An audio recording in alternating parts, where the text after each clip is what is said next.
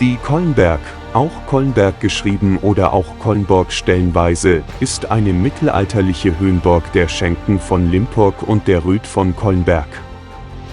Sie befindet sich am rechten Ufer des Mains zwischen Fechenbach und Dorfprozelten im Landkreis Miltenberg in Bayern.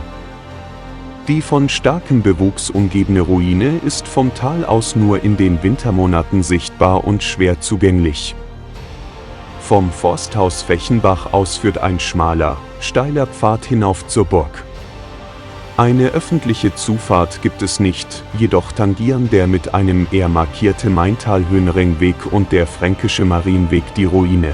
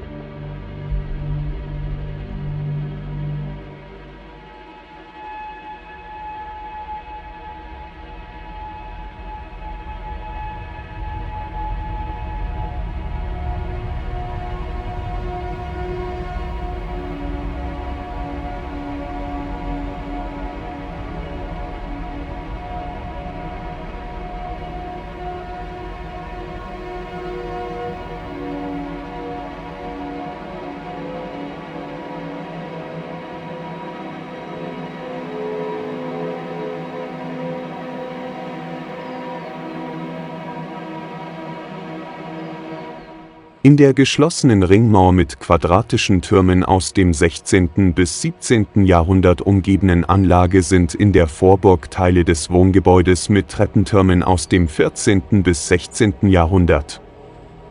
Ebenso erhalten die Reste der Nordfront des Palas und dessen hoch aufragende Ostgiebelwand in der Kernburg.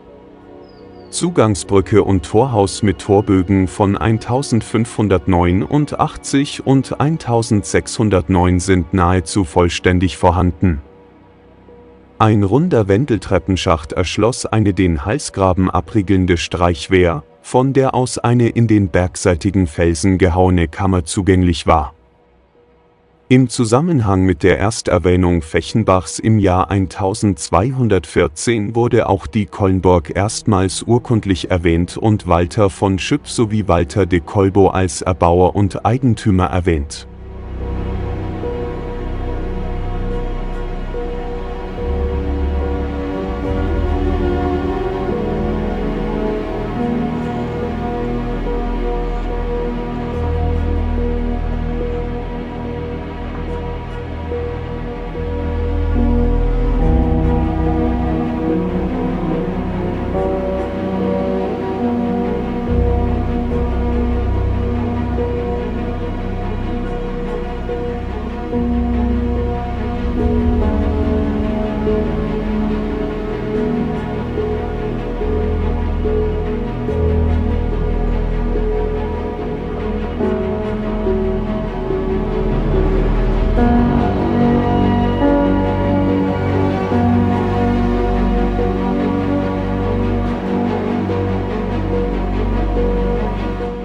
Der Name Colnburg oder ursprünglich Colnberg besteht aus dem Personennamen Colbo und dem mittelhochdeutschen Wort Berg für Berg oder Burg.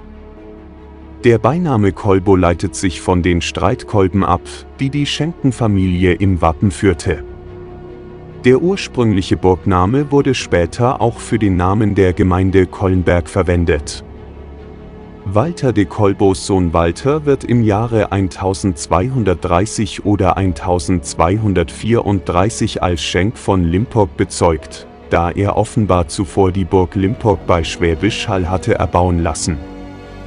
Seither nannte die Familie sich Schenken von Limpurg. Im 13. Jahrhundert wurde die Burg in den Händen der Rüth eine Lehensburg der Deutschordenskommende Prozelten. 1483 kam die Burg an das Erzstift Mainz als Lehnsherr. Im 18. Jahrhundert verfiel die Burg.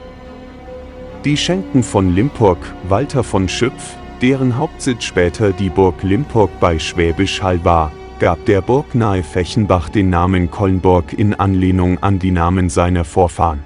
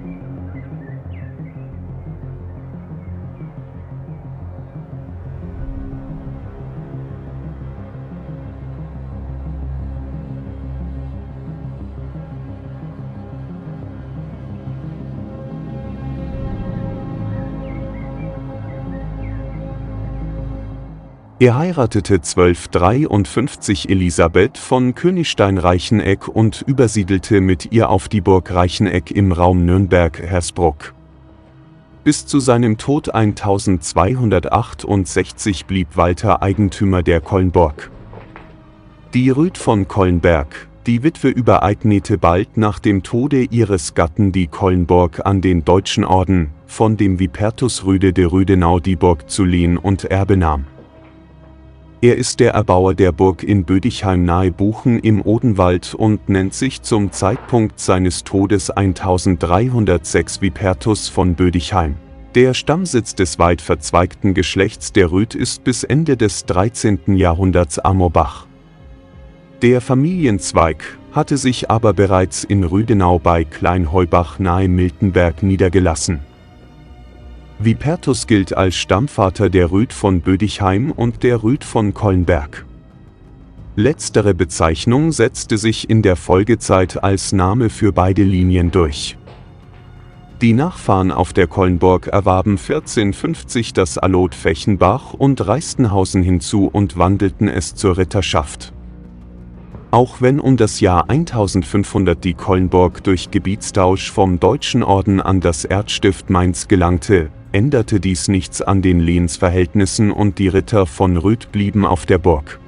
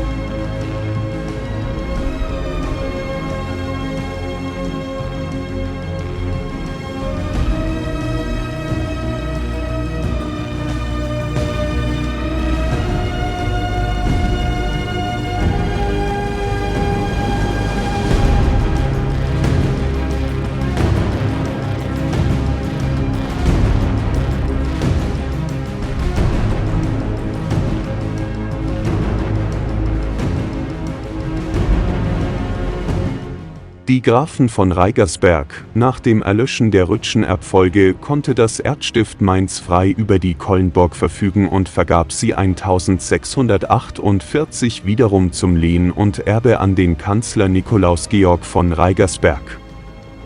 Seine Frau war eine Enkelin der letzten Rüden von Collenburg.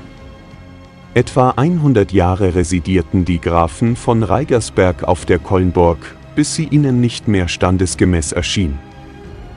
Um 1750 bezogen sie ihr neu errichtetes Schloss Fechenbach am Main. Ein kleiner Teilbereich der Burg diente noch einige Jahrzehnte als Amtssitz und Försterwohnung. Die von Kriegseinwirkungen stets verschont gebliebene Anlage begann zu verfallen.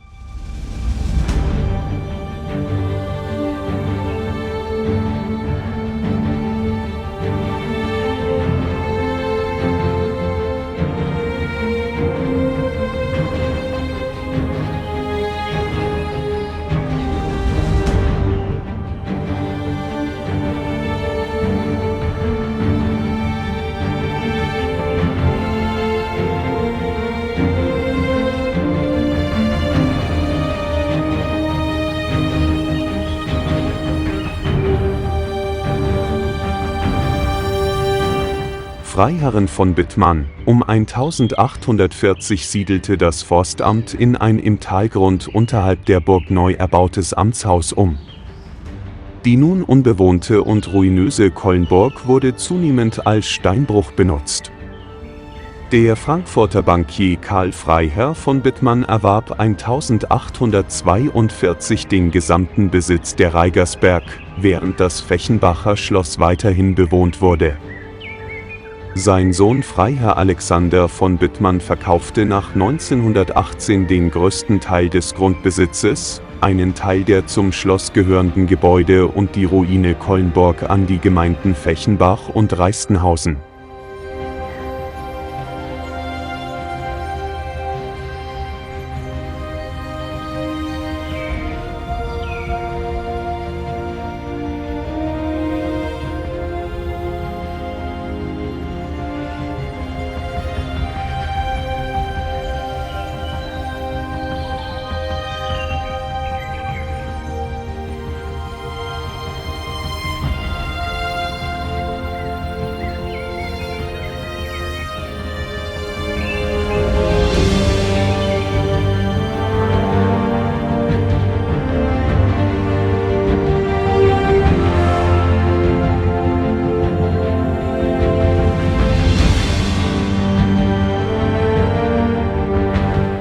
Die Sagen von Burg Collenberg. Die Sage der Burg Collenberg handelt von einem versteckten Schatz, der angeblich in den Ruinen der Burg verborgen ist. Diese Sage spielt bereits in der Zeit des Verfalls der Burg. Eine weitere Sage erzählt von dem Herrn von Collenberg und dem Grafen von Wertheim, die beide ein hübsches Mädchen ehelichen wollten. Diese Sagen kann man auf https://www.collenberg-mein.de/media/19841/broschüre-die-minus-Collenborg-Bauherren-Baugeschichten-sagen-160-1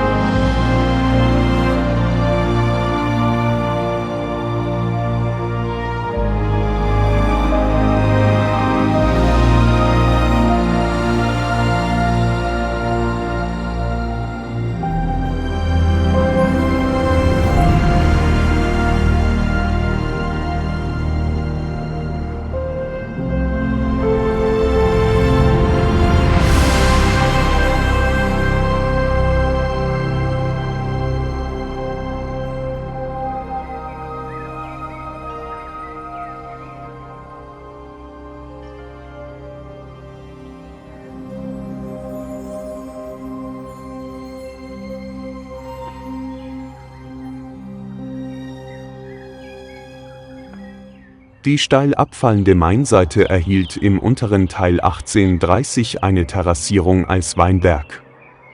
Nach der Aufgabe des Weinbaues um 1918 wurden die Terrassen zur Obstbaumpflanzung genutzt. Der fortschreitende Verfall der Ruine Collenberg konnte in den 1980er Jahren aufgehalten werden. Eine Nutzung ähnlich der ihrer Schwesterburgen in Klingenberg und Stadtprozelten wurde nicht angestrebt. 2005 bis 2007 wurde die Ruine grundlegend stabilisiert und nach dem Vorbild des Ursprungsbaus teilrestauriert.